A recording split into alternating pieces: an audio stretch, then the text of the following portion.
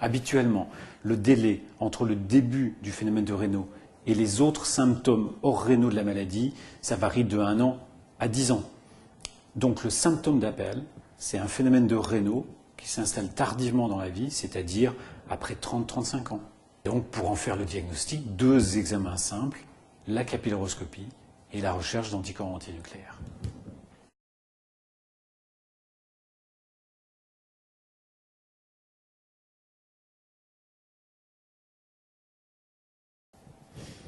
Et puis les sclérodermies systémiques diffuses, où là, l'atteinte cutanée, rapidement, va toucher la main, avant-bras, bras, le tronc, l'abdomen, le visage, les cuisses, les jambes.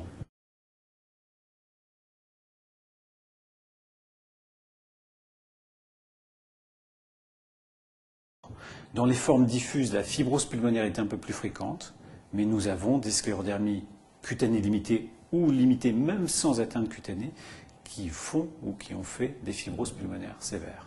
Et le risque de survenue d'ulcères digitaux concerne tant les formes limitées que les formes diffuses, un peu plus les formes diffuses, parce qu'on a pu démontrer que plus la peau est infiltrée et dure, plus il y a un risque d'ulcère digital.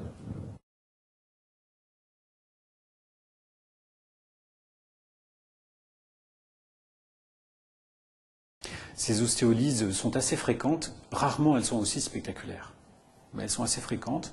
Et quand on a un doute sur un diagnostic précoce de sclérodermie, on peut faire une radiographie de main.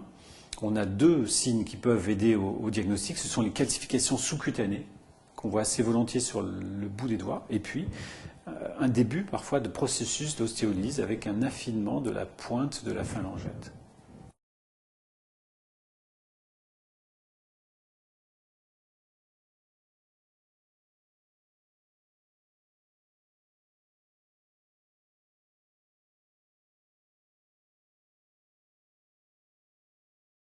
Si une fibrose pulmonaire est présente et évolutive, on peut être amené à prendre la décision de mettre le patient sous immunosuppresseur.